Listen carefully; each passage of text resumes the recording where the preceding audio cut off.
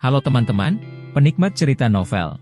Kali ini saya akan melanjutkan cerita tentang menantu terbengkalai ternyata miliarder. Buat kalian yang baru mendengarkan cerita dari channel Gung Rate, jangan lupa untuk dukung terus channel Gung Rate dengan cara klik tombol like dan subscribe-nya. Dan saya ucapkan terima kasih buat kalian yang sudah support. Adinata benar-benar tercengang, karena Anastasia adalah pemilik kedai kopi yang sangat cantik yang dia temui 3 kali di Tianhai beberapa waktu lalu. Dia adalah pemilik Si Chen Cafe. Saat ini, Adinata menemukan arti nama kafe, Si Chen. Si Chen, aku sedang memikirkan dia, Adinata. Kakak kedua Adinata, Xuan Brahma, sengaja meletakkan kunci Villa Sheshan di sana. Inilah tujuan awalnya. Tiba-tiba, kepala Adinata menjadi sangat bingung. Karena Xuan Brahma sengaja membiarkan Adinata dan Anastasia bertemu di Tianhai, ini menunjukkan bahwa dia juga mengetahui apa yang terjadi pada Adinata di ruangan hitam kecil di medan perang Suriah. Kejadian itu selalu menjadi hal yang tak terkatakan dalam hidup Adinata. Dia tidak pernah memberitahu siapapun. Bagaimana saudara laki-laki kedua bisa mengetahui hal itu? Apakah saudara laki-laki kedua yang mengirim Anastasia ke ruangan gelap hari itu? Itu bukan hal yang mustahil. Kakak laki-laki kedua Adinata selalu menjadi orang yang paling suka menimbulkan masalah, paling ceroboh tentang konsekuensinya, dan paling sulit diatur di antara saudara laki-laki mereka. Mungkin, dia merasa Adinata sedang bekerja keras di medan perang, jadi dia kebetulan bertemu dengan wanita cantik seperti Anastasia di pinggir jalan, jadi dia melemparkan wanita ini ke Adinata untuk dinikmati Adinata. Orang ini suka melakukan hal semacam ini. Memikirkannya baik-baik, sungguh aneh kalau dia tiba-tiba diserang di base camp di medan perang. Adinata berjalan menuju Anastasia dan putrinya selangkah demi selangkah. Sebelumnya, ia sempat terkesima dengan penampilan Anastasia. Agar bisa lebih sering bertemu dengannya, ia bahkan sengaja membawa serta adik keempatnya. Namun, dia tidak pernah menyangka bahwa kecantikan menakjubkan ini sudah menjadi wanitanya.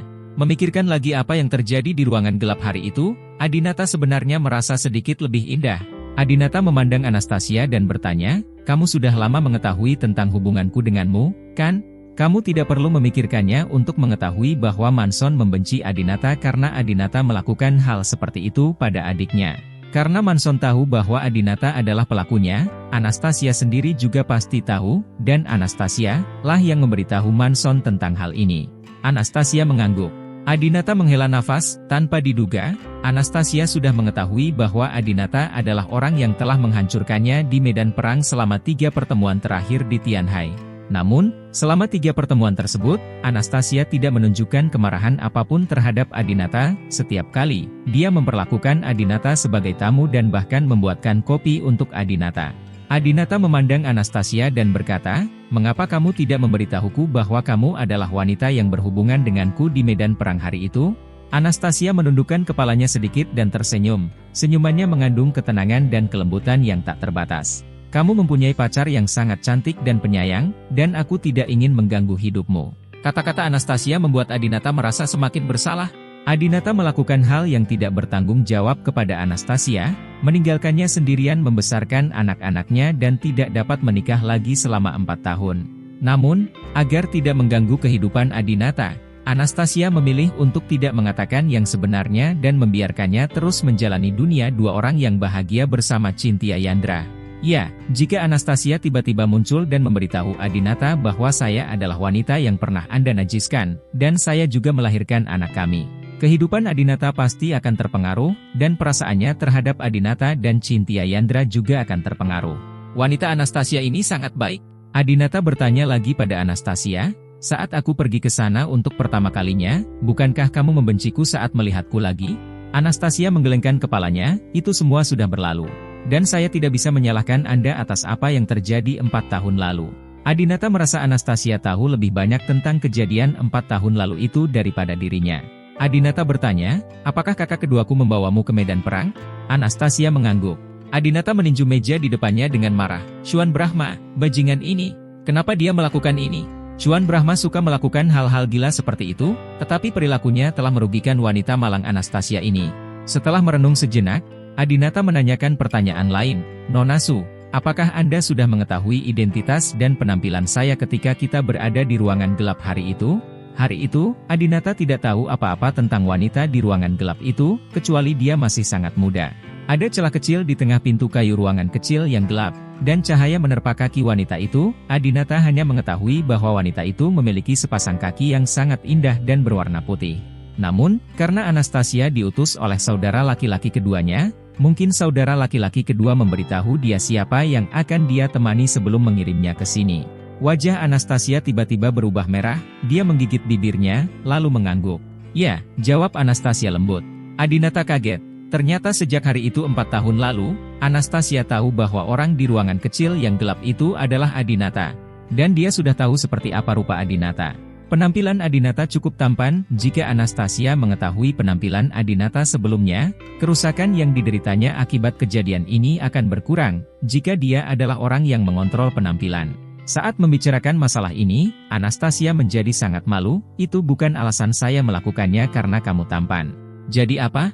Adinata tidak mengerti apa yang ingin diungkapkan Anastasia. Anastasia tersipu malu dan berkata dengan cepat, Tidak apa-apa."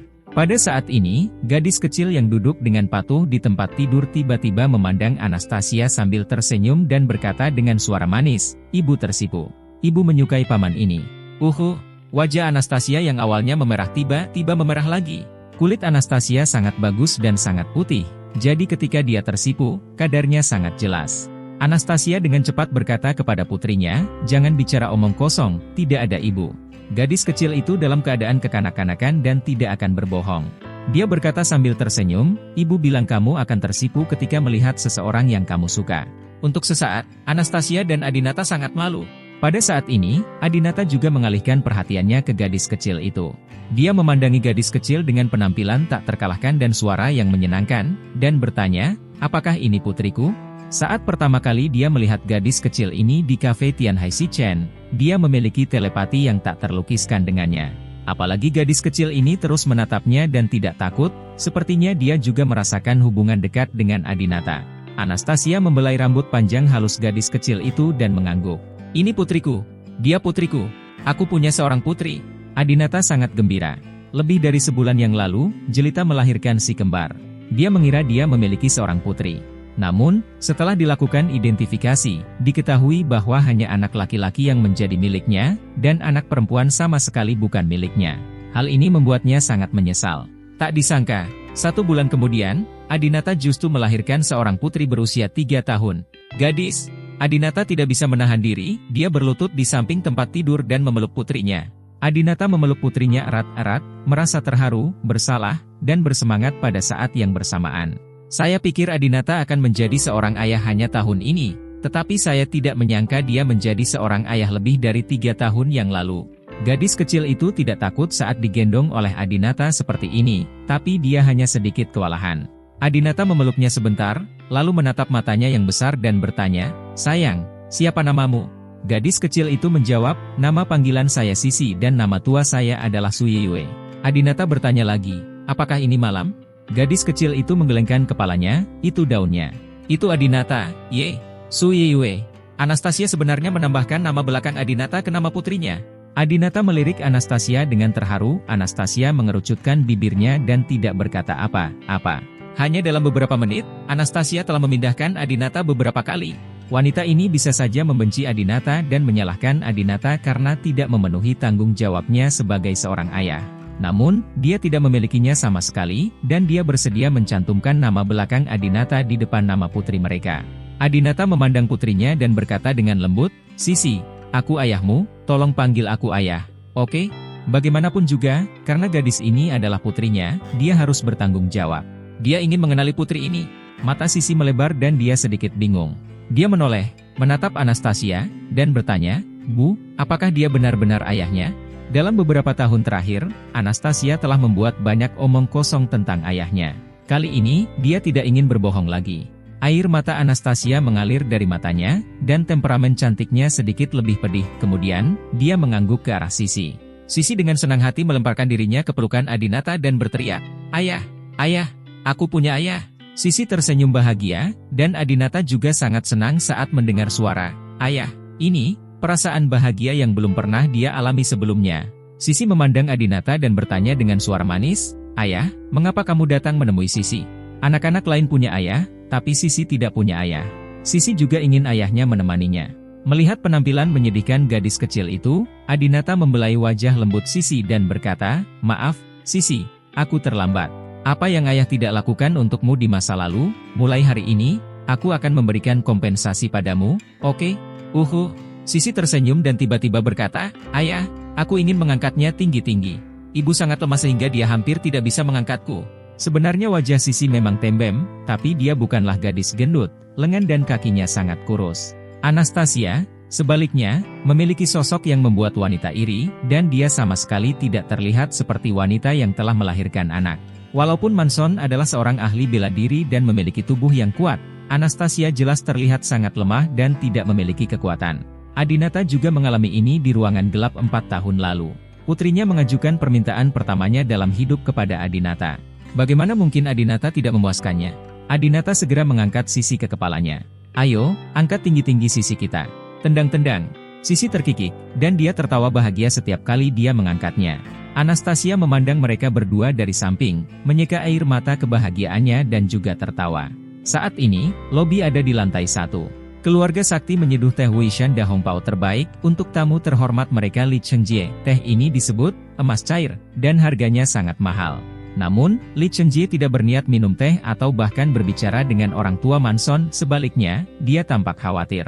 Li Chengjie bertanya dengan cemas, "Mengapa anak laki-laki itu sudah lama berada di atas sana dan belum juga turun?"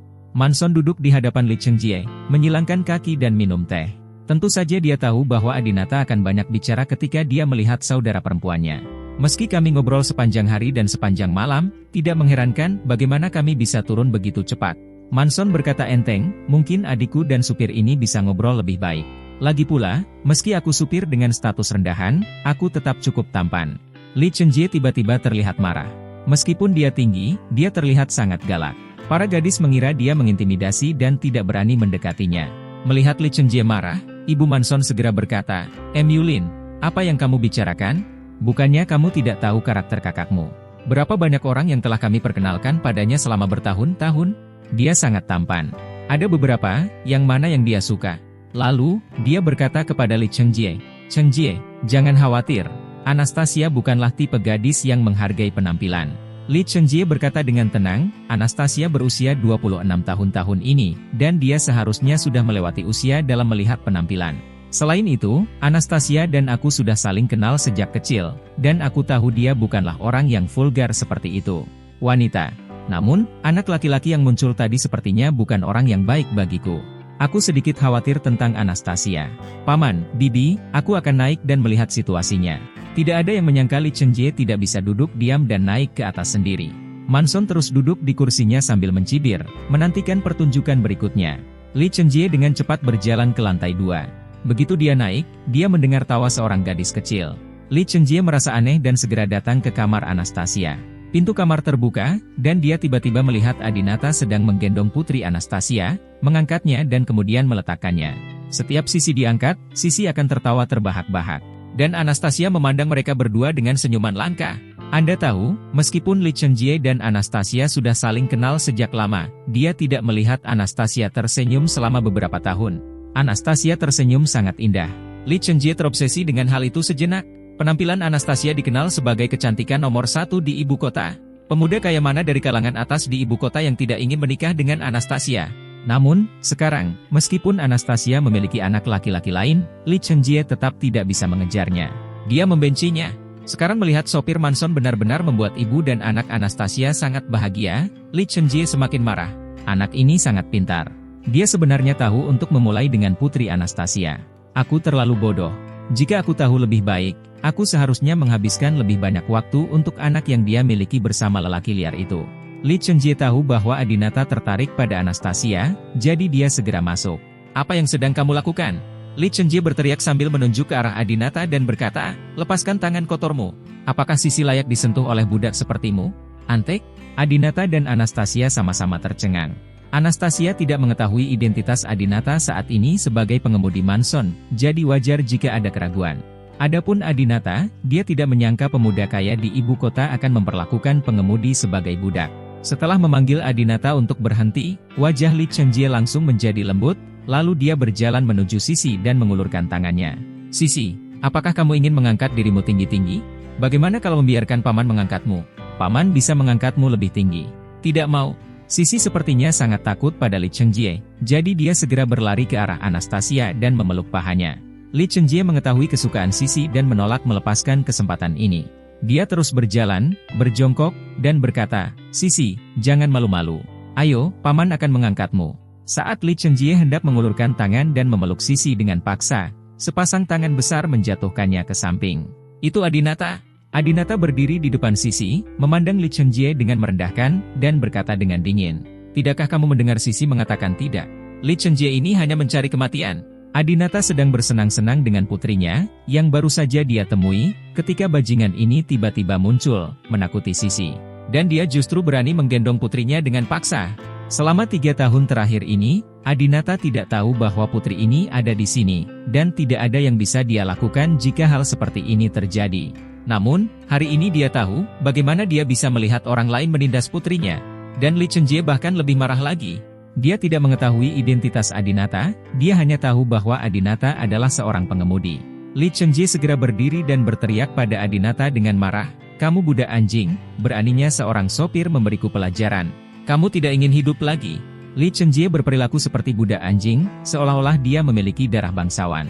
Jika ratusan atau ribuan tahun yang lalu, mereka, anak-anak bangsawan ibu kota, memang akan sangat gila. Tapi sekarang masih seperti ini, aku khawatir aku hidup dalam mimpi. Anastasia dan putrinya ada di sini, Adinata tidak ingin putrinya melihat sisi kejamnya, jadi dia tidak memukulnya.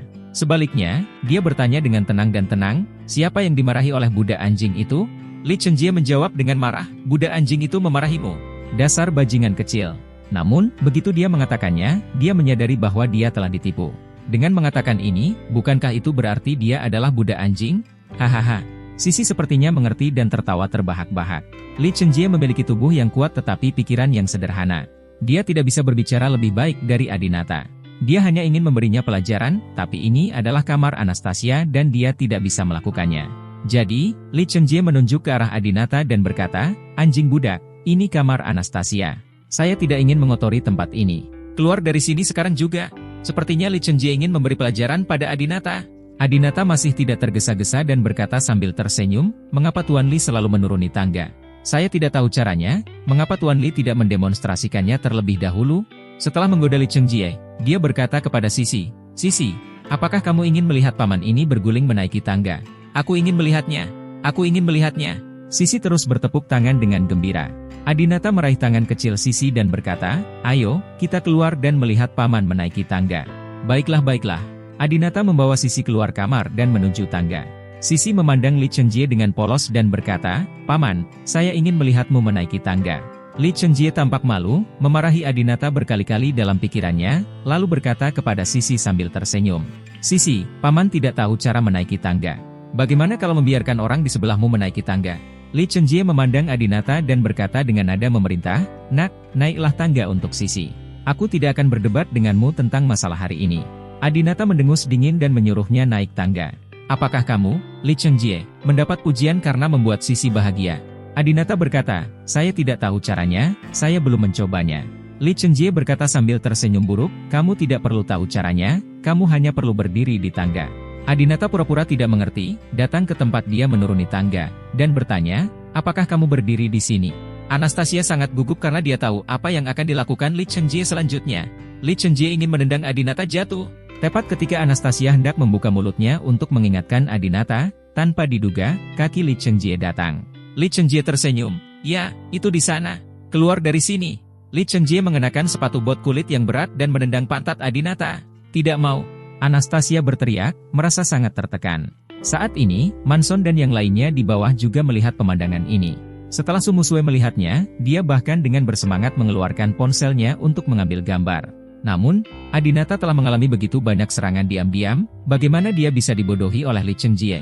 Dia sengaja berdiri di sini hanya untuk membiarkan Li Chengjie menendangnya. Oleh karena itu, ia sudah mempersiapkan diri, mengambil posisi berdiri kokoh dan mengencangkan otot untuk menstabilkan tubuhnya.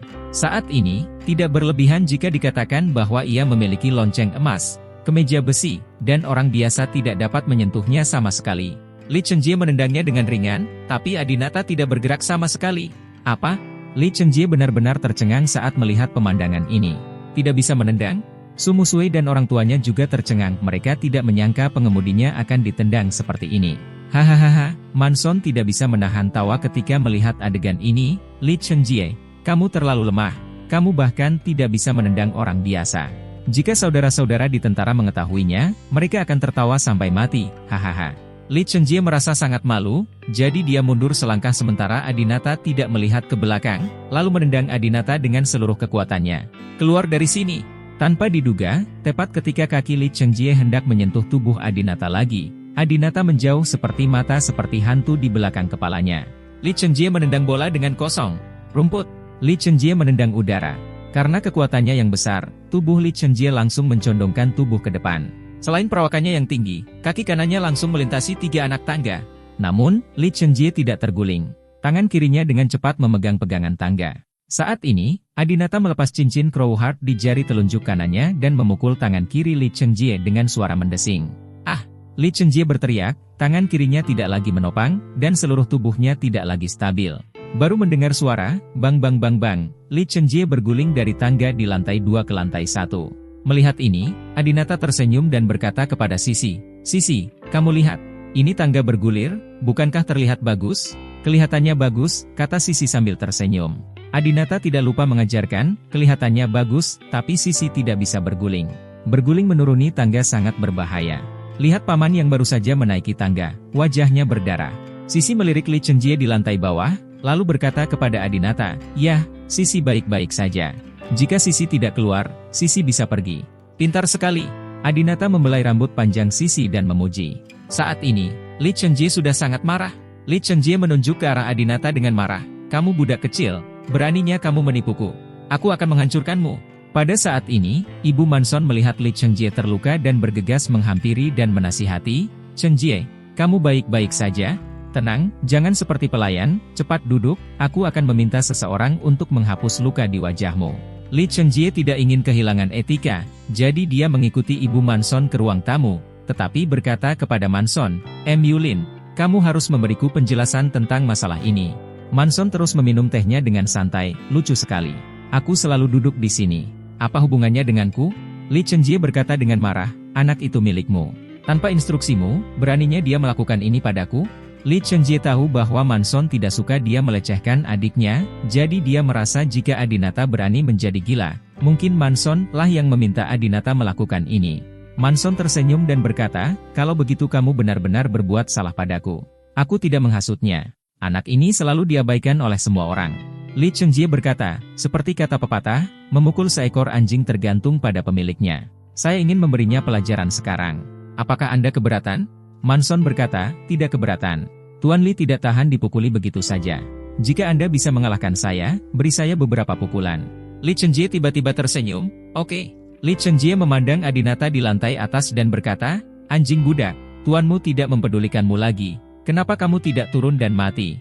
Bagi Manson, tidak masalah siapa yang memukuli siapa antara Adinata dan Li Chenjie. Dia sangat membenci kedua orang ini, yang satu selalu mengganggu adiknya seperti lalat, dan yang lain telah melakukan hal-hal yang tidak bisa dimaafkan kepada adiknya.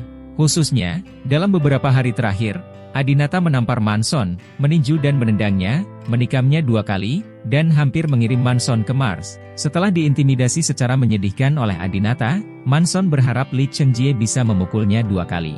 Adinata sangat membenci penampilan dominan Li Chenjie, dan dia juga sangat membencinya sehingga dia terus menyebut dirinya, budak anjing.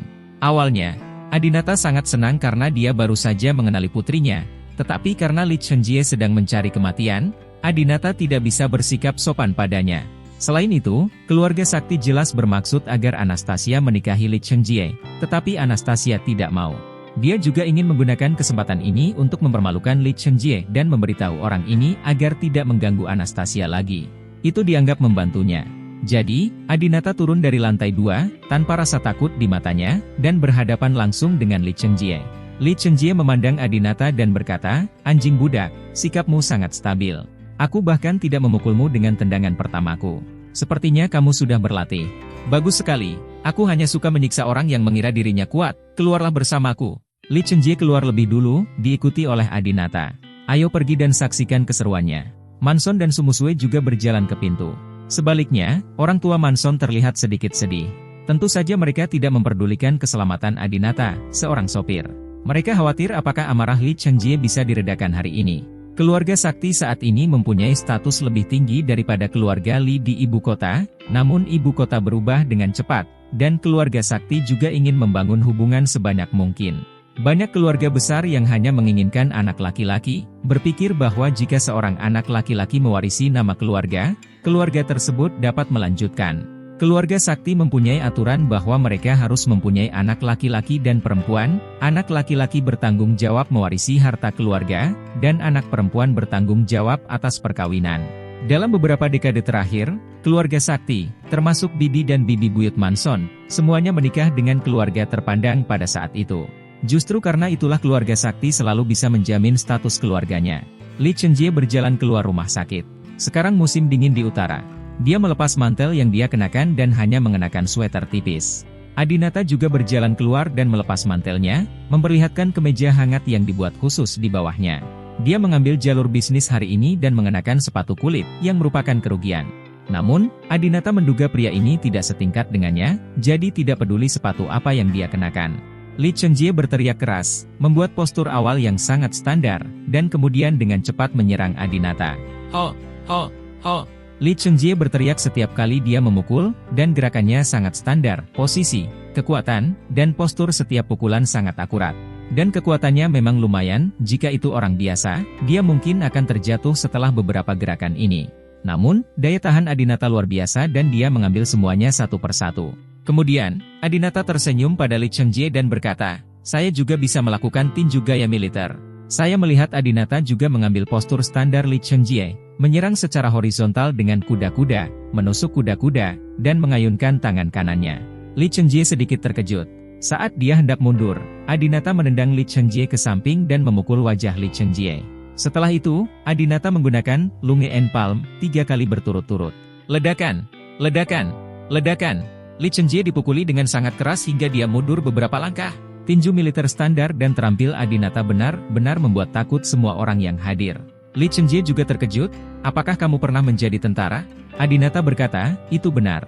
Lee Cheng-jie berkata dengan nada meremehkan, "Jika kamu telah melakukannya, maka kamu telah melakukannya.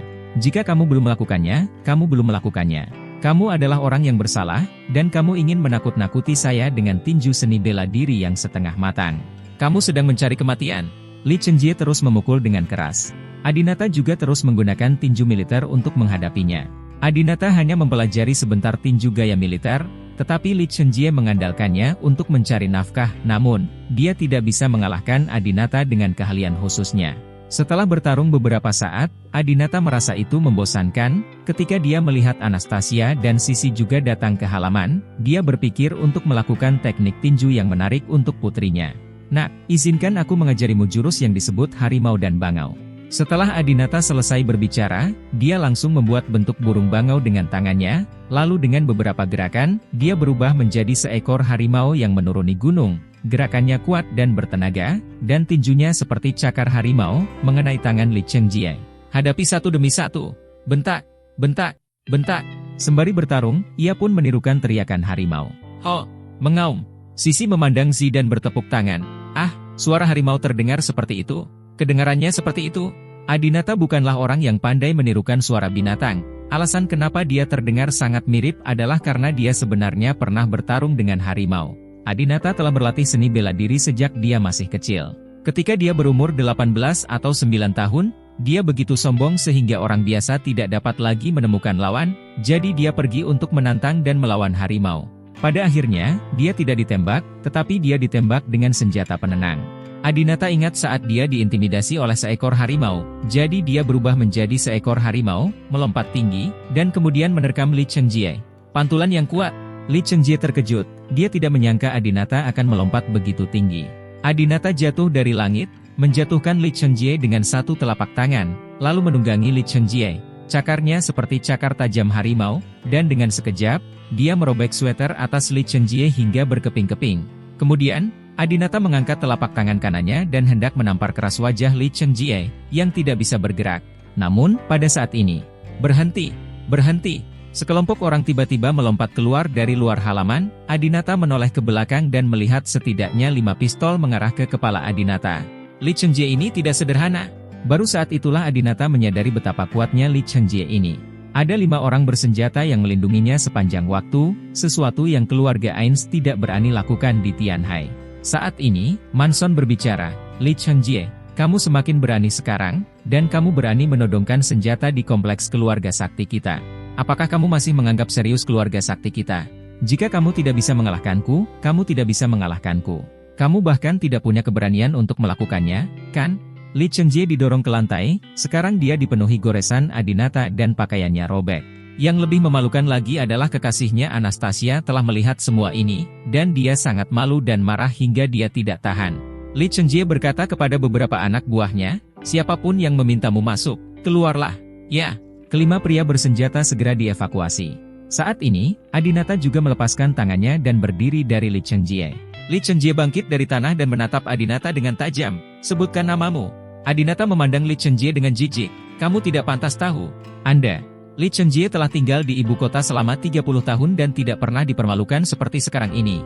Tidak hanya dia dipukuli sampai babak belur, tapi dia juga dibenci oleh seorang pengemudi.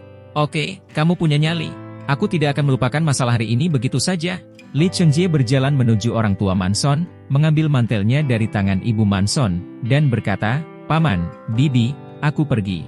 Hei, Chengjie, jangan pergi. Ibu Manson buru-buru mengikutinya keluar dan terus mengatakan hal-hal baik untuk memberitahu Li Chengjie agar tidak menganggapnya serius. Manson, sebaliknya, bertepuk tangan dan bertepuk tangan. Bagus sekali, mari kita lihat apakah Li Chengjie berani melecehkan adikku lain kali. Manson tidak menyukai Li Chengjie, karena Li Chengjie pernah menikah, dan dia sangat chauvinistik. Di rumah, dia adalah tipe pria yang mengutarakan pikirannya. Dia sangat memperhatikan otoritasnya dan bahkan akan berkelahi. Wanita. Mantan istrinya tidak tahan dengan hal ini, jadi dia menceraikannya. Tentu saja Manson tidak ingin adiknya menikah dengan pria seperti itu. Namun, saat ini, Ibu Manson kembali dari mengantar Li Chengjie pergi, berjalan ke arah Adinata, dan menamparnya. Bentak, Ibu Manson menampar wajah Adinata. Adinata sedang melihat bayi perempuannya saat ini, sama sekali tidak menyadari bahwa Ibu Manson akan datang. Ibu Su terlihat sangat marah dan berteriak kepada Adinata, kamu adalah seorang sopir dan kamu berani melukai Tuan Li. Tahukah kamu siapa kamu? Tahukah kamu siapa dia? Tuan Muda Li akan menjadi menantu keluarga sakti kita di masa depan, dan dia akan menjadi tuanmu. Kamu tidak menginginkan hidupmu. Melihat Adinata dipukuli, Anastasia segera datang dan mengeluh kepada Ibu Su, Bu, bagaimana kamu bisa memukul seseorang? Ibu Su berkata dengan percaya diri, dia memukuli menantu laki-lakiku, bukankah aku harus menamparnya? Anastasia hendak berdebat, tetapi saat ini, Sisi juga berlari dengan cepat. Dia memeluk Adinata, lebih seperti melindunginya, dan berkata kepada Ibu Su, Nenek, jangan berkelahi. Ayah, seketika, semua orang di tempat itu tercengang. Ayah Su dan Ibu Su tercengang, dan Su Musue mau tidak mau bertanya, Sisi, apa katamu? Apakah pria ini ayahmu? Apakah kamu yang menghamili Anastasia saat itu? Kecuali Manson, semua orang memandang Adinata dengan kaget dan benci. Sebelum Adinata sempat mengakuinya, Anastasia dengan cepat menjelaskan, tidak, Sisi berbicara omong kosong. Sisi tidak ada hubungannya dengan dia. Dia hanya terlalu menginginkan ayahnya. Mendengar penjelasan Anastasia, Su Musue pun menghela nafas lega, saya terkejut. Saya pikir itu benar. Saudari King, jika Anda hamil dan melahirkan anak untuk pengemudi seperti itu, maka tapi itu sangat tidak berharga. Haha. Anastasia mengabaikan Su Musue dan memandang Adinata, apakah kamu baik-baik saja? Adinata menggelengkan kepalanya, tamparan yang diterimanya dari Ibu Anastasia harus dianggap sebagai kompensasi untuk Anastasia. Anastasia memandang orang tuanya dengan ekspresi tidak senang dan berkata, saya akan kembali. Manson berkata cepat, biarkan sopir saya mengantarmu. Anastasia melirik Adinata, Adinata juga ingin terus bersama ibu dan putrinya, dan berkata, oke. Mereka bertiga keluar, Anastasia mengendarai Jeep Wrangler merah. Sesampainya di depan mobil, Adinata berinisiatif dan berkata, saya yang menyetir. Anastasia menolak, tidak, duduk saja. Meski Anastasia memiliki sosok yang ringkih, namun terlihat dari mobil yang dikendarainya ia tetap menjadi gadis ibu kota yang sangat mandiri dan mandiri. Anak perempuan di ibu kota berbeda dengan anak perempuan di selatan, mereka lebih mandiri dan tidak centil seperti anak perempuan di selatan.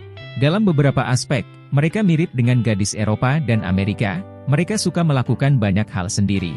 Dan Sisi juga memegang tangan Adinata dan berkata, Ibu pandai mengemudi. Biarkan dia mengemudi. Aku ingin ayahku menemaniku. Adinata mencubit wajah kecil Sisi. Dia telah melihat bahwa gadis ini sangat menyukainya ketika dia berada di kafe Tianhai dan banyak hal yang ingin dia katakan kepada Adinata.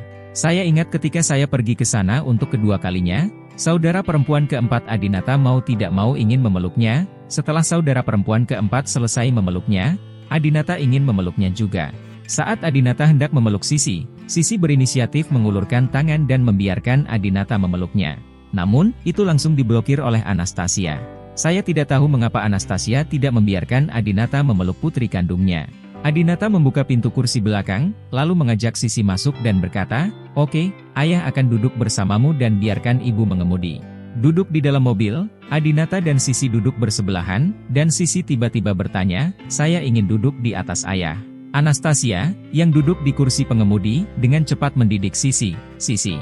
Tapi Adinata mengambil Sisi, meletakkannya di pangkuannya, dan berkata kepada Anastasia, "Biarkan dia duduk seperti ini. Aku akan menggendongnya, dia akan aman." Anastasia menggelengkan kepalanya. Sisi biasanya berperilaku sangat baik, tetapi dia tidak tahu mengapa dia begitu nakal hari ini. Keterampilan mengemudi Anastasia memang sangat bagus, terutama keterampilan parkirnya, bahkan ia tidak perlu melihat gambar mundur saat mundur.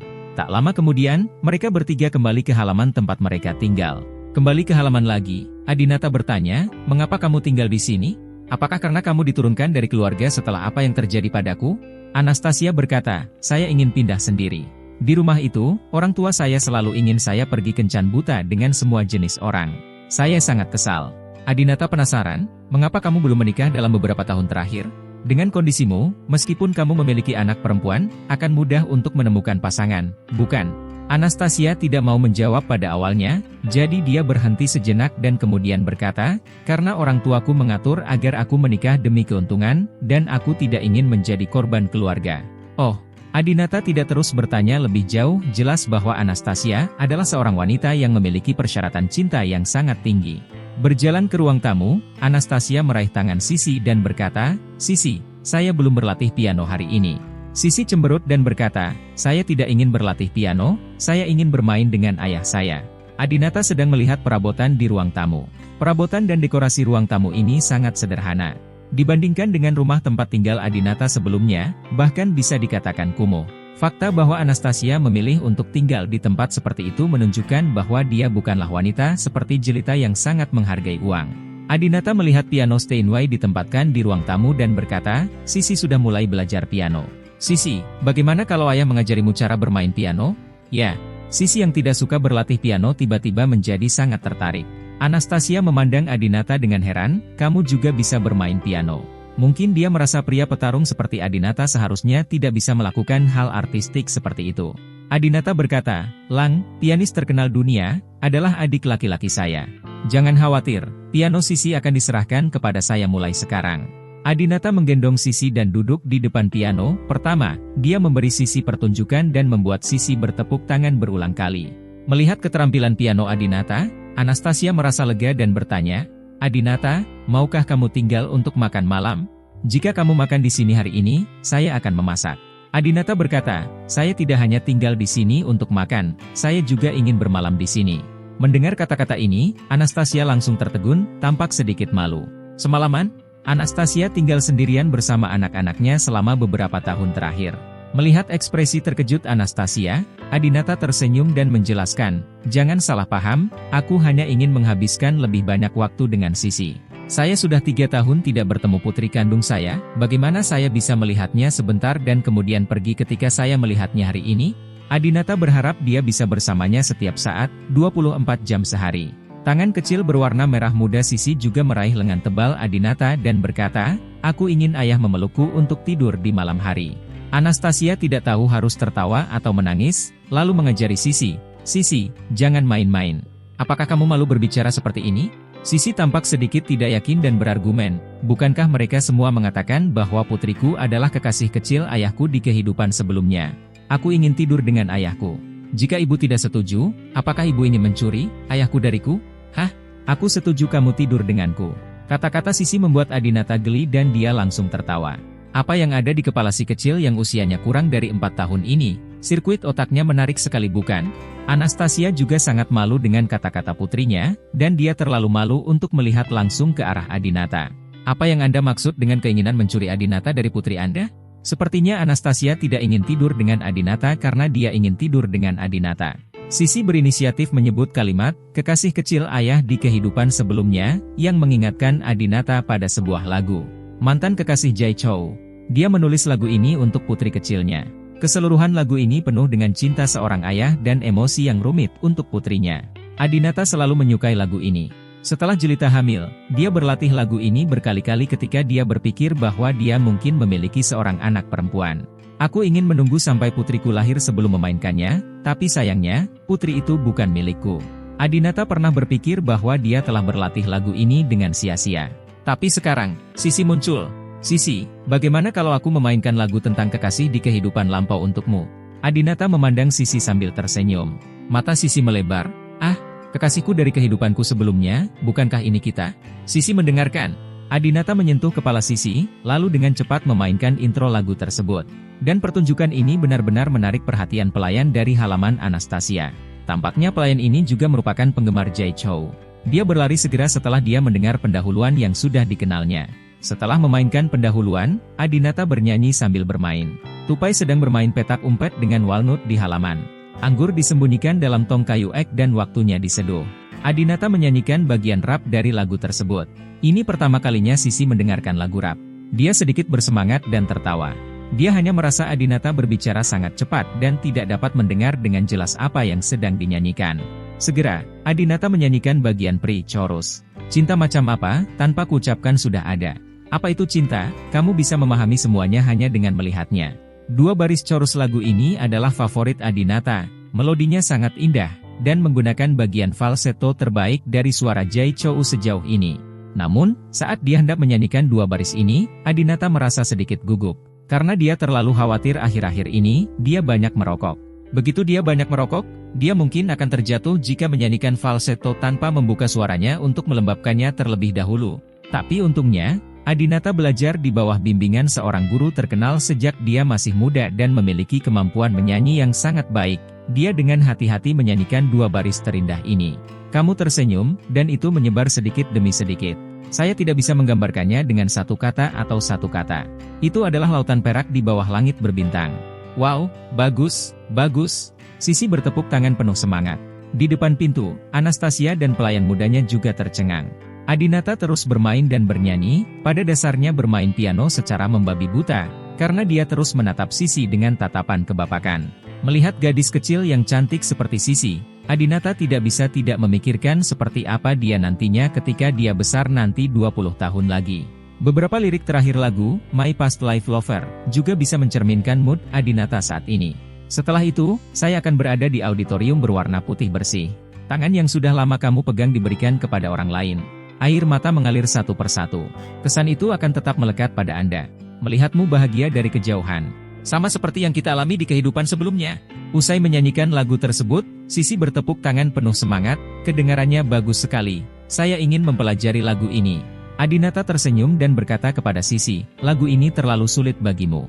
Kita harus menguasai keterampilan dasar terlebih dahulu sebelum kita dapat memainkan lagu tersebut.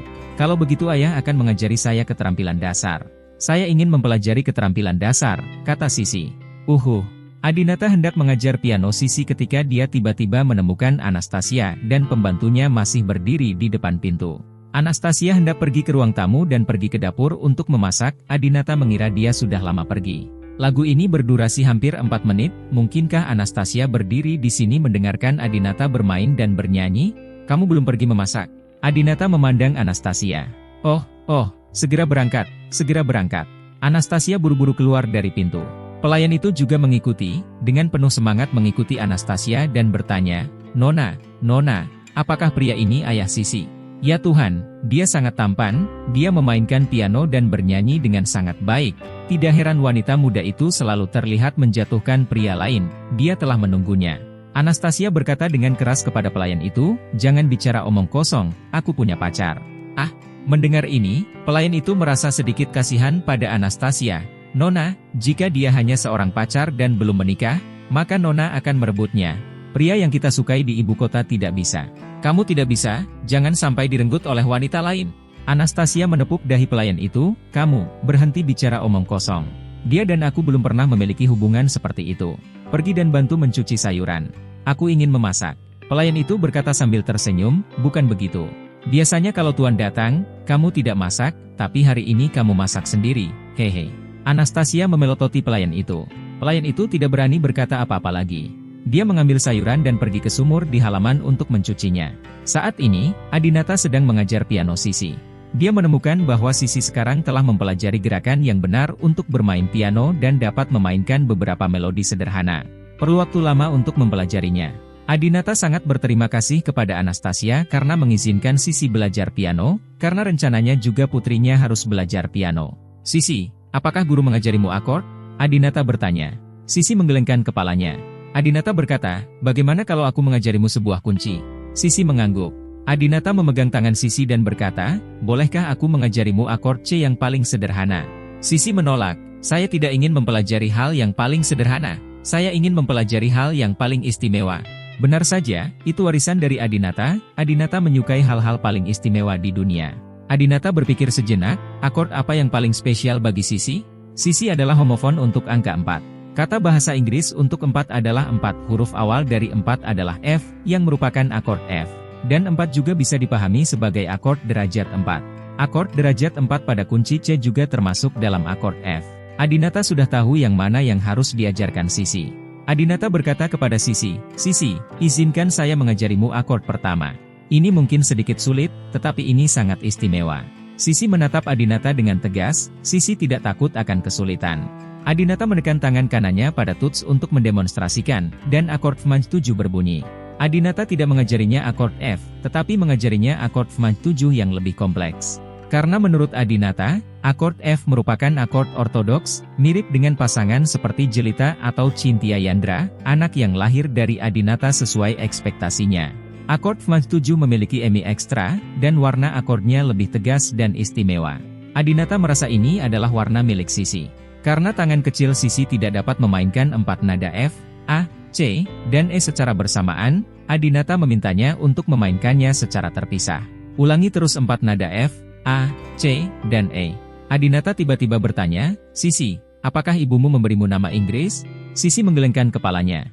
Adinata merasa karena Sisi tiba-tiba memiliki tambahan, E, akan lebih baik memberinya nama Inggris yang dimulai dengan E. Jadi, Adinata bertanya kepada Sisi, bisakah ayah memberimu nama Inggris? Sebagai keturunan dari keluarga Brahma, maka perlu memiliki nama Inggris. Karena keluarga Brahma memiliki pengaruh yang besar di seluruh dunia, dan kini telah memindahkan seluruh pengaruhnya ke Inggris. Sisi sangat senang, oke. Adinata berpikir sejenak dan berkata, Sisi, nama terkenalmu adalah Eyen, Eileyen. Sisi menari gembira setelah mendengar ini, dan berlari keluar halaman untuk mencari Anastasia, berteriak dengan penuh semangat, Bu, saya punya nama Inggris. Nama saya Ian, ayah menamainya untuk saya. 1,5 jam kemudian, di meja makan Cina, Adinata melihat hidangan yang diletakkan di atas meja dan berkata terus terang, Nona Su, Anda sudah lama mengerjakannya dan Anda baru saja memasak 2 hidangan ini. Sayuran di atas meja hanya 2, tidak ada daging, dan sepanci kecil kuah, makanan pokoknya adalah nasi. Anastasia sangat malu, saya tidak pandai memasak. Adinata menunjuk ke pelayan kecil di luar halaman, bagaimana dengan dia? Anastasia berkata, dia tidak tahu bagaimana melakukannya. Dia terutama membantu saya merawat anak-anak ketika saya lelah. Saya biasanya mengikuti pola makan vegetarian dan tidak terlalu memikirkan apa yang saya makan. Adinata menggelengkan kepalanya. Aku tidak bisa membiarkan putriku kelaparan, aku akan membuatkan hidangan untuk Sisi. Ketika dia datang ke dapur, dia membuka lemari es dan menemukan tidak banyak bahan di lemari es, jadi Adinata memanggil Dwi Bisanaga untuk mengirimkan beberapa bahan. Adinata pertama kali membuat hidangan lokal Aurous Halls yang disebut bakso Aurous Halls. Pertama, dia mencuci perut babi dan memotongnya menjadi beberapa bagian, lalu menambahkan garam, kecap hitam, kecap asin, dan arak masak lalu diaduk rata. Setelah itu bungkus dengan plastik wrap dan marinasi sebentar. Lalu masukkan tepung ubi, uleni hingga berbentuk bola, lalu masukkan ke dalam panci untuk dikukus. Enak, Sisi? Adinata terlihat sangat puas saat melihat Sisi memakan bakso dengan suapan besar. Enak. Masakan ayah jauh lebih enak daripada masakan ibu. Aku ingin ayah memasak untukku di masa depan. Sisi menari dengan gembira. Adinata tidak hanya membuat bakso daging Aurous Halls ini, tetapi juga kepiting danau mabuk dan kue nasi goreng. Melihat meja yang penuh dengan hidangan harum, Anastasia juga merasa sangat bahagia, dan diam-diam berkata di dalam hatinya, keluarga ini akhirnya sedikit berasap, dan akhirnya lengkap. Sayang sekali dia bukan milikku, suami. Adinata melihat ekspresi rumit Anastasia dan berkata, Nona Su, kamu harus makan juga. Anastasia sebenarnya ingin mencicipi masakan Adinata, dan ingin tahu seperti apa makanan yang dibuat oleh pria yang melanggarnya. Namun, Anastasia adalah wanita yang sombong dan berkata dengan tenang, tidak, saya selalu menjadi vegetarian. Saya hanya bisa makan sayur saja. Sisi sedang makan kue beras ketika dia tiba-tiba membeberkan ibunya dengan kejam, ibu berbohong. Suatu malam, ibuku lapar dan makan 2 sosis Kingham. Wajah Anastasia langsung memerah. Hahaha, Adinata tertawa. Putri Anastasia sedikit gagal. Setelah membesarkannya selama lebih dari 3 tahun, dia lebih buruk daripada Adinata yang baru mengenalnya kurang dari sehari. Makanlah sesuatu, kata Adinata. Sisi menjadi nakal lagi. Ayah, kamu memberi makan ibu, jadi ibu yang makan. Kalau aku tidak mau makan, ibu yang memberiku makan. Sekarang giliran Adinata dan Anastasia yang merasa malu. Saat Adinata hendak mengambil sumpit untuk mengambil sayuran, Anastasia segera mengambil sumpitnya juga. Saya akan makan, saya akan makan. Anastasia dipaksa oleh ayah dan anak perempuan Adinata dan Sisi untuk memakan makanan yang dimasak oleh Adinata, dan langsung kagum dengan keterampilan memasak Adinata. Mengapa masakanmu begitu lezat? Anastasia bertanya dengan heran. Adinata berkata, saya mempelajarinya ketika saya menjadi menantu di Aurous Halls. Saya menjadi menantu di Aurous Hall selama 3 tahun. Tahukah Anda? Anastasia mengangguk, jelita mungkin wanita tercantik di Tiongkok. Anastasia tentunya juga mengetahui betapa memukaunya penampilan jelita, sebagai seorang wanita, ia juga sangat menyukai wajah jelita. Namun, Adinata berkata, aku juga berpikir begitu sebelum bertemu denganmu. Kalimat ini membuat Anastasia langsung berhenti mengunyah. Apa arti kalimat ini? Kamu berpikir begitu sebelum bertemu denganku, tetapi kamu tidak berpikir begitu setelah bertemu denganku? Apakah dia mengatakan bahwa aku adalah wanita tercantik di Tiongkok? Wajah Anastasia memerah karena malu. Selama bertahun-tahun, ada banyak pria yang memuji Anastasia sebagai kecantikan tiada tara yang turun dari dunia, dan dia sudah lama bosan mendengarnya. Namun, saat mendengar pujian Adinata, Anastasia merasa seperti gadis kecil, sedikit pemalu dan bingung. Di Tiongkok, satu-satunya yang bisa menyaingi jelita dalam hal penampilan adalah Anastasia. Usai makan malam, Adinata bermain-main dengan anak itu sebentar. Tak lama kemudian, hari sudah malam dan sudah waktunya Sisi tidur. Anastasia telah menyiapkan kamar tamu untuk Adinata, tetapi Sisi menarik Adinata dan menolak melepaskannya. Ayah, kamu harus tidur dengan kami. Sambil mengatakan ini, dia menarik Adinata ke tempat tidur Anastasia. Duduk di tempat tidur Anastasia, seluruh tubuh Adinata merasa tidak nyaman. Ini adalah kamar kerja wanita tertua dari keluarga sakti. Ada aura dewi di spray dan selimut. Berapa banyak pria yang ingin naik ke tempat tidur ini? Adinata sekarang punya pacar. Dia segera berdiri dan berkata kepada Sisi, ayah tidak bisa pergi ke tempat tidur ibu. Ayah kotor. Bagaimana kalau ayah merapikan tempat tidur di lantai dan melihatmu dan ibu tidur? Bagus. Karena hubungan jelita, Adinata sudah sangat terbiasa meletakkan lantai. Begitu dia mengatakannya, Adinata segera meletakkan tikar di lantai di samping tempat tidur. Namun, gadis kecil itu merasa baru dan berpikir bahwa tempat tidur di lantai lebih nyaman daripada tempat tidur. Jadi dia pun berjalan ke bawah. Aku juga ingin tidur di tempat tidur lantai, Bu, bisakah kita bertiga tidur di tempat tidur lantai bersama-sama? Anastasia memandang Adinata dengan canggung, dan Adinata juga memandang Anastasia dengan canggung. Keduanya adalah orang yang sangat berprinsip dan tidak akan bersikap ambigu dengan orang asing begitu saja. Namun, pada akhirnya, mereka berdua sampai ke lantai dan berbaring, dengan Sisi di antaranya. Mereka memutuskan untuk menidurkan gadis kecil itu terlebih dahulu. Lalu, Adinata akan kembali ke kamarnya untuk beristirahat. 45 menit kemudian, lampu di kamar sudah lama dimatikan dan hari sudah gelap. Sisi sudah tertidur lelap, dan Adinata serta Anastasia juga berpura-pura tidur agar bisa tidur dengan Sisi. Nona Su, Nona Su. Melihat Sisi sudah tertidur, Adinata memanggil Anastasia dengan lembut. Namun, setelah menelepon beberapa kali, Anastasia tidak menjawab. Apakah dia juga tertidur? Adinata agak aneh, jadi dia mengeluarkan senter ponselnya dan menyinarinya. Anastasia tidur menyamping, menghadap Adinata dan Sisi. Di bawah cahaya terang ponselnya, dia hanya bisa melihat profil cantik Anastasia. Profil wajahnya mirip jelita. Saya tidak tahu apakah wanita cantik semuanya mirip. Tetapi Adinata merasa profil Anastasia agak mirip dengan jelita. Nona Su. Adinata mengulurkan tangannya dan menyentuh lengan Anastasia yang terbuka. Anastasia tidur dengan piyama, jadi Adinata tidak menyentuh kulit Anastasia.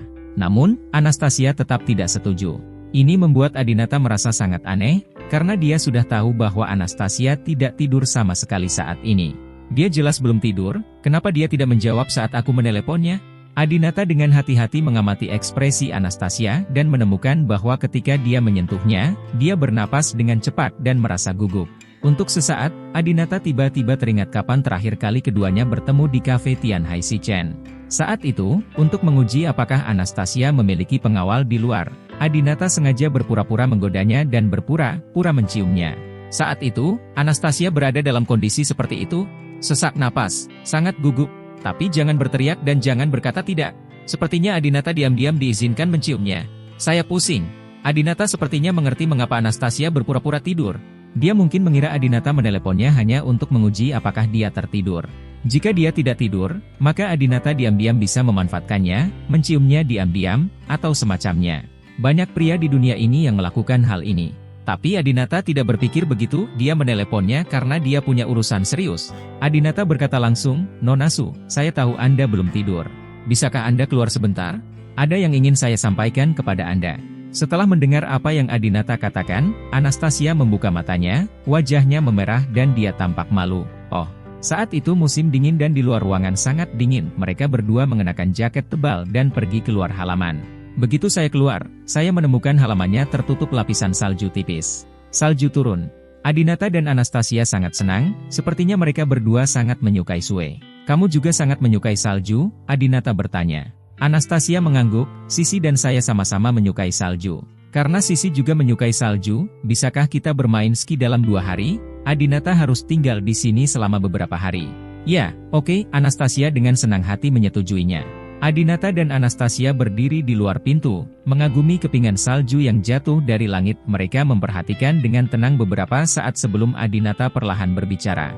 Nona Su, sungguh tak terduga bertemu denganmu hari ini. Aku tidak pernah punya kesempatan untuk ngobrol baik denganmu. Ada banyak hal yang ingin kutanyakan padamu.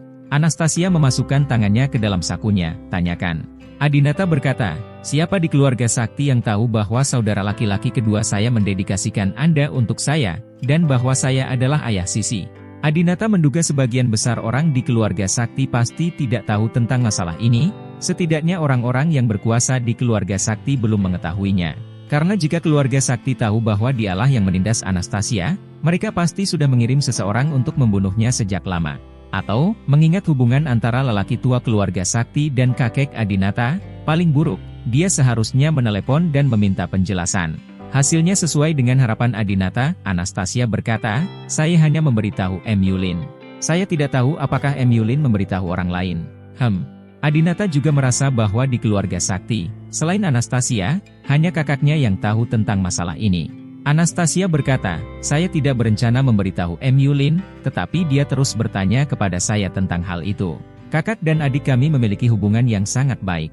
Tahun lalu, saya tidak bisa menahannya dan memberitahunya. Namun, aku menyuruhnya untuk tidak menemuimu atau menimbulkan masalah padamu. Dia tidak melakukan apapun padamu, kan? Adinata mendengus dingin, saya telah sepenuhnya memahami perasaan antara kalian berdua saudara. Dia tidak mendatangi saya secara langsung, tapi ke istri saya saat itu. Jelita? Apa yang dia lakukan dengan Jelita? Anastasia tiba-tiba terkejut. Adinata merasa malu untuk mengatakannya secara langsung, jadi dia berkata, beberapa waktu yang lalu, Jelita sedang hamil dan melahirkan sepasang anak kembar. Salah satunya adalah anak Manson. Mendengar kata-kata ini, Anastasia langsung terkejut. Apa? Yulinta. Anastasia tidak percaya kakaknya akan melakukan hal seperti itu. Dia tahu bahwa Manson melakukan ini semua untuknya, dan dia ingin membalas dendam pada Adinata dengan cara ini. Anastasia merasa malu dan tidak tahu harus berkata apa, jadi dia langsung berlutut di depan Adinata. Maafkan aku, Adinata, kakakku pasti melakukan ini karena aku. Aku hanya saudara yang seperti itu. Aku harap kamu bisa menjadi mulia dan memaafkannya. Selama kamu tidak membunuhnya, kamu bisa menghukumnya sesukamu. Anastasia jelas juga tahu betapa kuatnya keluarga Brahma. Jika keturunan keluarga Brahma dihina seperti ini, akibatnya akan serius. Adinata menatap Anastasia yang sedang berlutut di tanah, kepingan salju terus berjatuhan di rambut lembut Anastasia. Cahaya redup di halaman membuat Anastasia merasakan keindahan yang kabur. Adinata membungkuk, menarik Anastasia, dan berkata, bangun dulu. Saya tidak ingin menyebutkan masalah ini untuk saat ini. Kita akan membicarakannya nanti. Setelah membantu Anastasia berdiri, Adinata berkata, ada satu hal lagi yang ingin saya diskusikan dengan Anda. Saya ingin melakukan tes garis ayah untuk Sisi. Nona Su, jangan salah paham. Saya yakin Anda tidak berbohong kepada saya. Saya tahu bahwa keluarga sakti Anda kaya dan Anda sama sekali tidak menginginkan uang keluarga Brahma saya. Anda tidak akan menciptakan anak perempuan palsu untuk menipuku. Namun, saya harus melaporkan anak ini kepada keluarga. Aturan keluarga Brahma kami adalah setiap anak harus menjalani tes garis ayah. Kamu seharusnya sudah mendengar saudara laki-lakiku yang kedua menyebutkan bahwa pengaruh dan kekuatan keluarga Brahma kita di dunia luar biasa.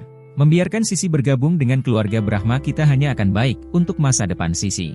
Adinata sendiri tidak meragukan bahwa Sisi adalah putri kandungnya, dia dan Sisi memiliki hubungan telepati. Namun, setelah apa yang terjadi pada jelita terakhir kali, Adinata sedikit takut, jadi dia memutuskan untuk memeriksanya agar merasa lebih nyaman. Anastasia berpikir sejenak, lalu menjawab Adinata, oke. Su yang terkenal di ibu kota, Anastasia sama sekali tidak peduli dengan manfaat global yang Adinata janjikan kepada keturunan keluarga Brahma. Mereka gadis-gadis di ibu kota selalu menyendiri dan sombong. Sekalipun dunia luar benar-benar memiliki kondisi kehidupan yang lebih baik dari mereka, mereka tidak peduli. Mereka merasa bahwa kehidupan yang mereka jalani adalah yang terbaik. Alasan utama mengapa dia dengan senang hati menyetujui Adinata adalah karena dia baru saja mengetahui tentang Manson dan jelita. Dia merasa sangat kasihan pada Adinata. Anastasia menambahkan, saya mendengar saudara laki-laki kedua Anda berkata bahwa semua anak dari keluarga Brahma Anda akan dibesarkan oleh keluarga. Jika diketahui bahwa Sisi benar-benar putri Anda, saya berharap anak tersebut dapat terus saya besarkan secara pribadi, dan Anda tidak boleh mengirim siapapun untuk menjemputnya. Adinata mengangguk, oke, saya jamin ini. Kalau kamu melahirkan anak laki-laki untukku, aku khawatir aku benar-benar tidak bisa mengambil keputusan, karena kakek punya rencana sendiri untuk tumbuh kembang putranya, dan untuk anak perempuan, dia tidak punya banyak persyaratan. Setelah keduanya mengatakan ini, mereka terdiam, bahkan sekarang, mereka masih sedikit malu saling berhadapan. Setelah hening beberapa saat, Anastasia tiba-tiba bertanya, bagaimana kabarmu dan Cynthia Yandra sekarang? Adinata tersenyum dan berkata, kami baik-baik saja.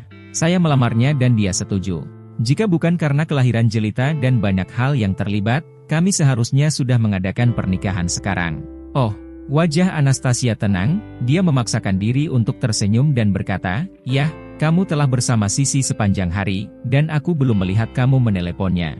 Kalian berdua sedang jatuh cinta sekarang, jadi kamu harus berada di sana setiap saat. Malam, mereka semua menelepon. Aku tidak akan mengganggumu lagi. Aku akan istirahat. Kamu bisa ngobrol dengan pacarmu. Adinata tidak menyangka Anastasia akan mengambil inisiatif untuk mengatakan ini. Oh, oke, sampai jumpa besok.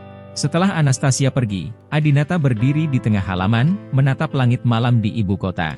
Kepingan salju terus berjatuhan di wajah Adinata, tapi Adinata tidak merasa kedinginan sama sekali. Ya, dia jelas-jelas memesan pulau itu, berlutut di tanah, dan melamar Cynthia Yandra. Sekarang seharusnya menjadi saat yang paling manis, tetapi akhir-akhir ini, Adinata dan Cynthia Yandra telah berpisah. Bukan saja mereka tidak bisa bertemu satu sama lain, Adinata bahkan tidak menelepon atau mengirim pesan ke Cynthia Yandra setiap hari. Sebelum melihat Anastasia, Adinata sangat kesakitan. Sekarang dia akhirnya tahu yang sebenarnya, Adinata tidak perlu lagi merasa melankolis. Tapi, bagaimana aku harus memberitahu Cynthia bahwa aku tiba-tiba mempunyai seorang putri yang berusia lebih dari 3 tahun? Adinata merasa jika Cynthia Yandra diberitahu tentang hal ini, dia pasti akan keberatan. Tapi yang terpenting antara suami dan istri adalah jujur satu sama lain dan tidak menyembunyikan apapun. Cynthia memang seperti ini padaku. Dia bahkan rela mengaku bahwa dia ditahan oleh Edward Su. Alasan apa yang harus aku sembunyikan? Itu dari Cynthia. Kainwol. Adinata mengambil keputusan dan menghubungi nomor telepon Cynthia Yandra. Halo. Telepon berdering beberapa kali sebelum Cynthia Yandra menjawabnya. Sama seperti terakhir kali, suara Cynthia Yandra kali ini masih sangat lemah dan nadanya rendah. Mungkinkah kali ini, dia baru bangun lagi? Adinata tidak terlalu memperhatikan detailnya dan bertanya, istri, kamu di mana sekarang? Cynthia Yandra menjawab dengan lembut, kota dalam. Adinata tersenyum dan berkata, haha, kamu pergi ke Shenzhen untuk bertemu Edward Su. Haha, bagaimana? Setelah kamu menolak Edward Su, apakah lelaki tua itu memegang pahamu dan memohon padamu? Cynthia Yandra memperhatikan bahwa suasana hati Adinata jauh lebih baik kali ini dan bertanya, apakah suasana hatimu lebih baik? Sebelumnya, setiap kali keduanya berbicara di telepon, Adinata tampak seperti akan pingsan dan putus asa.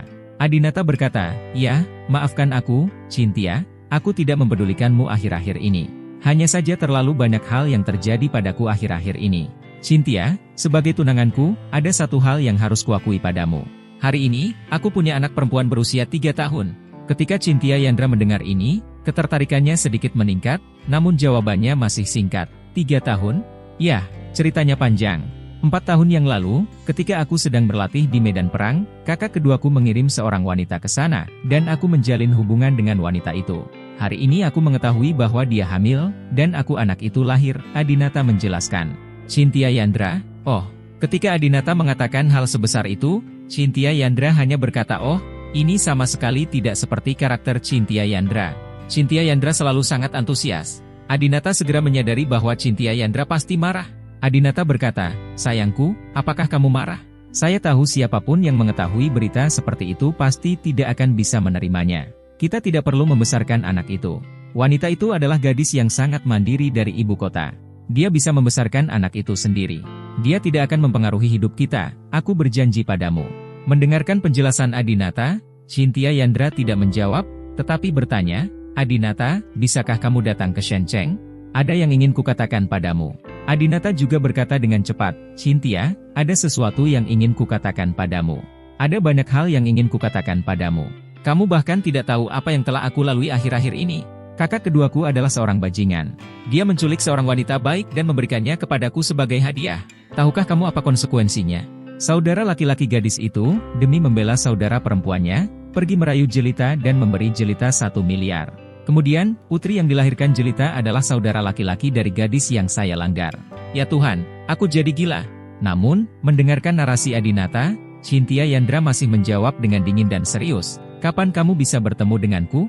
Adinata berkata, sayangku, aku juga ingin berbicara denganmu secara langsung, tetapi itu benar-benar tidak mungkin saat ini. Aku akan melakukan tes garis ayah pada gadis kecil itu besok, dan akan memakan waktu setidaknya seminggu untuk mendapatkannya. Hasil, aku akan menemuimu tidak lebih dari 10 hari dalam seminggu, oke? Cynthia Yandra tidak mengatakan apa-apa lagi dan langsung menutup telepon. Cynthia Yandra tidak pernah menutup telepon Adinata tanpa mengucapkan sepatah kata pun. Dia marah, dia benar-benar marah. Adinata menutupi dahinya dan menghela nafas. Dia berpikir bahwa Cynthia Yandra pasti sangat kesal dengan hal-hal berantakan sehingga dia tidak ingin memperhatikan Adinata. Wanita mana yang mau menerima suaminya mempunyai 2 anak dari 2 wanita berbeda? Oh, maafkan aku, Cynthia. Saat aku menyelesaikan masalah ini di sini, aku pasti akan menemanimu dan menebus kesalahanmu. Adinata tidak punya pilihan. Dia benar-benar ingin menghabiskan lebih banyak waktu dengan putrinya sekarang. Lagi pula, dia berhutang padanya lebih dari 3 tahun yang lalu. Cynthia Yandra selalu menjadi wanita yang sangat murah hati dan bijaksana. Adinata percaya bahwa dia tidak akan putus dengannya karena hal-hal ini. Pukul 5 keesokan paginya, superstar bola basket hebat Kobe Bryant bangun jam 4 pagi untuk berlatih setiap hari. Saat ini, ada seseorang di Beijing yang bangun pada pukul 5 dan tidak sempat menikmati indahnya pemandangan salju di pekarangan rumahnya. Setelah bangun, saya pergi ke Gym Dimension untuk berlatih. Dia tidak lain adalah Lee Cheng-jie, yang dipukuli sampai babak belur oleh Adinata kemarin. Benci, benci, benci. Lee Cheng-jie berteriak dengan marah sambil melatih kekuatannya. Meskipun dia dikalahkan total oleh Adinata kemarin, dia tetap menolak menerimanya. Ia merasa telah meremehkan musuh, sehingga ia kalah darinya. Jika hal itu terjadi lagi, ia tidak akan kalah telak. Setelah berlatih lebih dari 1 jam, Lee Cheng-jie mandi lalu datang ke ruang tamu untuk sarapan. Pada saat ini, seorang pria pendek dengan penampilan buruk masuk, Tuan Lee. Lee Cheng-jie terus memakan steaknya dan berkata dengan dingin, bagaimana anak itu mengikutimu? Ketika Lee Cheng-jie meninggalkan keluarga sakti dengan malu kemarin, dia meminta bawahannya Qian Chuanzi untuk tetap tinggal khusus untuk mengikuti Adinata. Qian Chuanzi melaporkan, orang itu tidak pergi setelah mengirim Nona Su kembali ke halaman kemarin. Dia sebenarnya tinggal di sana sepanjang malam. Apa? Lee Cheng-jie sangat marah sehingga dia langsung membuang pisau dan garpu di tangannya. Anastasia adalah seorang wanita yang belum menikah, dan dia meninggalkan seorang pria dewasa di rumah dalam semalam.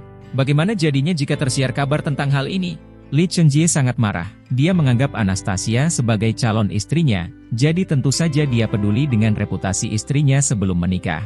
Qian Chuanzi berkata, artinya, meskipun dia hanya seorang sopir, kita tidak bisa membiarkan dia bermalam. Nona Su sangat cantik, bagaimana jika anak ini memiliki niat jahat di malam hari? Melihat ekspresi marah Li Chenjie, Qian Chuanzi tidak berani berkata apa-apa lagi. Apakah kamu mengetahui di mana anak itu tinggal tadi malam? Apakah dia tinggal terpisah dari Anastasia? Li Chenjie bertanya. Qian Chuanzi berkata, Tuan Li, Anda juga tahu bahwa Tuan Sakti Mulin telah mengatur banyak penjaga rahasia untuk saudara perempuannya di dekat halaman untuk melindunginya. Orang-orang kami tidak berani mengikuti terlalu dekat, begitu pula drone ini berani untuk jembatan layang. Namun, saya merasa dengan kepribadian dan temperamen Nona Su yang keren dan anggun, dia tidak akan bergaul dengan seorang sopir. Li Chenjie mengangguk, dia masih sangat yakin dengan integritas Anastasia. Selama bertahun-tahun, Anastasia tidak pernah memiliki skandal atau hubungan dengan siapapun, dia selalu sendirian. Inilah yang disukai Li Chenjie darinya, siapa yang tidak menyukai gadis yang murni? Terus awasi. Begitu anak ini meninggalkan halaman, segera beritahu aku. Li Chenjie berkata dengan sengit. Dia telah memutuskan untuk membalas dendam pada Adinata hari ini. Dia mungkin tidak bisa mengalahkannya sendirian, tapi ini adalah ibu kotanya dan ini adalah wilayahnya, Li Chenjie. Dia tidak akan diganggu oleh pria yang belum pernah dia dengar namanya. 3 jam kemudian, Qian Chuanzi tiba-tiba datang dan melaporkan, Tuan Li, anak itu keluar dari halaman. Li Chenjie sedang membaca seni perang Sanzu. Ketika mendengar ini, dia segera menutup bukunya, bagus sekali, budak anjing ini akhirnya keluar. Aku akan mematahkan kakinya. Di mana dia sekarang? Qian Chuanzi berhenti selama beberapa detik, lalu perlahan berkata, dia berkendara ke sana bersama Nona Su dan Nona Sisi. Dari mana saja kamu? Kenapa kamu begitu ragu-ragu dalam berbicara? Jangan menyinggung perasaanku. Katakan padaku secepatnya. Li Chenjie berdiri, tidak sabar. Qian Chuanzi berkata, mereka bertiga pergi ke laboratorium forensik rumah sakit Huilong. Apa?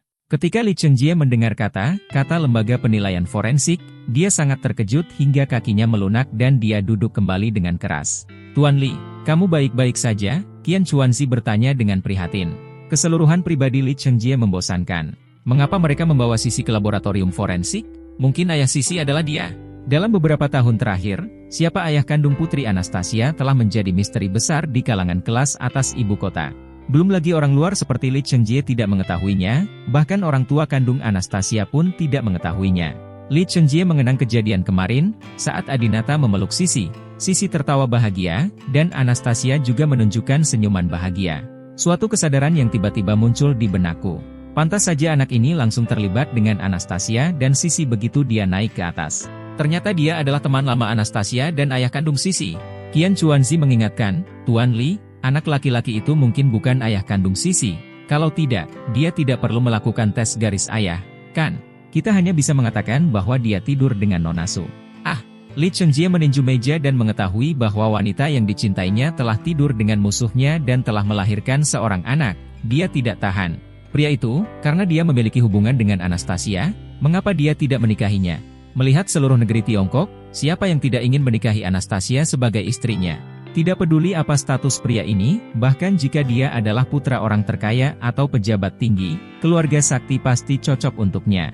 Li Chenjie merasa aneh jika orang lain memiliki kesempatan untuk membuat Anastasia hamil. Mereka tidak akan menggunakan kesempatan ini untuk melamar keluarga sakti. Dengan status keluarga sakti di Tiongkok, menjadi menantu keluarga sakti bisa dikatakan merupakan hal yang benar untuk dilakukan di Tiongkok. Qian Chuanzi terkekeh dan berkata, jika anak itu benar-benar putra orang kaya atau eksekutif, dan dia menggunakan cara yang sah untuk mengejar Nona Su dan menghamilinya, tentu saja dia akan melamar keluarga sakti. Li Chenjie menganggap kata-kata Qian Chuanzi aneh dan bertanya, Qian Chuanzi, apakah kamu tahu sesuatu? Qian Chuanzi dengan cepat menyangkal, tidak, aku hanya menebak-nebak. Bajingan, Li Chenjie membanting meja, kamu adalah seorang budak, kamu memakan makananku dan menjalani hidupku, dan kamu masih menyembunyikannya dariku? Apa yang kamu tahu? Katakan padaku. Qian Chuanzi telah menjadi bawahan Li Chenjie selama bertahun-tahun, apapun yang terjadi padanya tidak bisa disembunyikan dari pandangan Li Chenjie.